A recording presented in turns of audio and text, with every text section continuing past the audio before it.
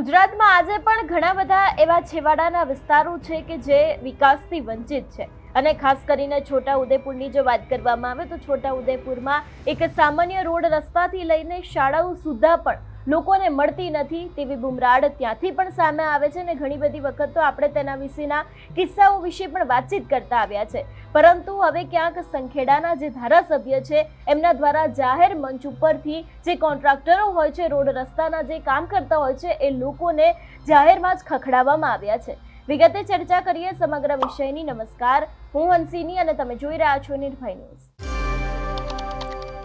આદિવાસી વિસ્તારમાં છેલ્લા ઘણા સમયથી એવા કિસ્સાઓ સામે આવે છે કે જેમાં રોડ રસ્તા ના હોય અને એ જ રોડ રસ્તાને કારણે ક્યાંક ને ક્યાંક જે પ્રસૂતા હોય છે એ લોકો મોતને ભેટતા હોય છે।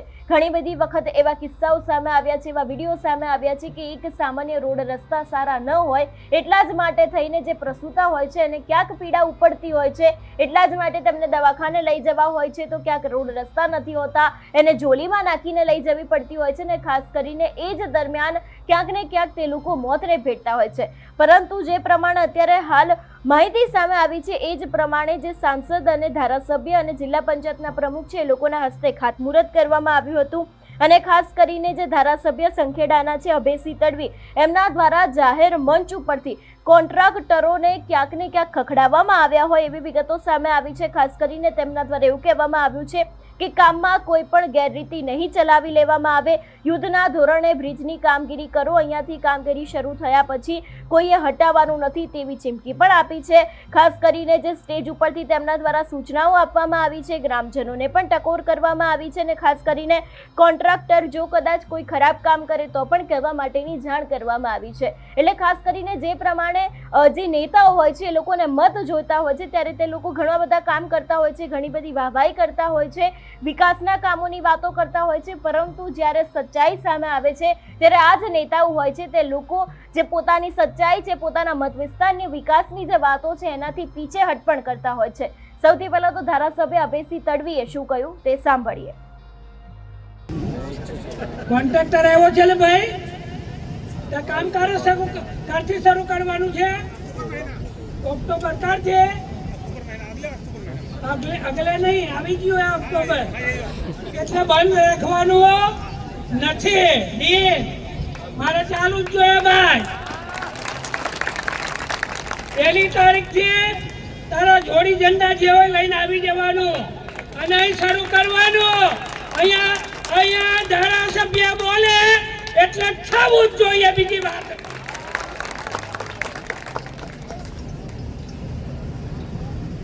ફોન બંધ કરી દે તું હમણાં, તારો બધા કંચો બંધ। હા, થોડી વાર સાંભળજો બધે। 5 વર્ષનું બધું ભાથું અહીંયા એક જ ફાઇલમાં છે। હા, એટલે કેટલાને પાછું એવું ના લાગે ના ધારાસભ્ય આવું બોલ્યો, આવું ના થયું એવું કહેવાનો ચાન્સ જ નથી હાલવાનો અને હાલું પણ નહીં। મારા ઇરફાનભાઈ કાલે લેતા હતા, અલા પાણી બહુ આવે છે, પાણી આવતું હતું તારે બી એનો વિડીયો મેં જોતો હતો ઇરફાનનો, આટલું પાણી હતું કે સાચું કે મેં જોઈ લો। હા, એટલે તને યાદ કરાવું છું બધું। કાલે બી તમે લીધો કે ભાઈ આ કામ થશે કે નહીં। આ ભારતીય જનતા પાર્ટીની સરકાર ખાતમુહૂર્ત બી કરે છે અને લોકાર્પણ બી આપણી સરકાર કરે। અમે બીજાનો નંબર જ નહીં લાગવા દેતા અને લાગવાનો પણ નથી। આ ડંકાની ચોટ પર બધા જોઈ લે, બેનો લાગશે કોઈનો? હે, આ સુકાપુડાને મારે યાદ કરવું છે।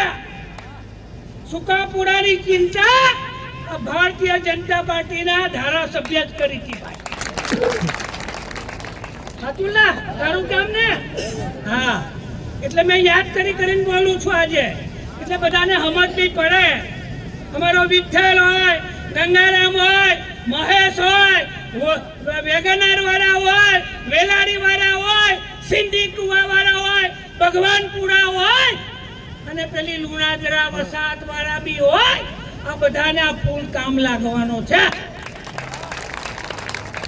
વિડીયો આવે 108 જતી નથી એવા વિડીયો આવે અને રજૂઆત તમારો ધારાસભ્ય વિધાનસભામાં બી બોલે અને મુખ્યમંત્રીને બી બોલે વધાવીએ.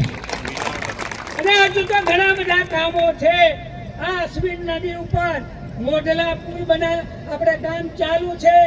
આંબાપુરા, ખરેરા, રાનેરા, પછી આપણું છેવટનો પુલ તૈયાર થઈ ગયો.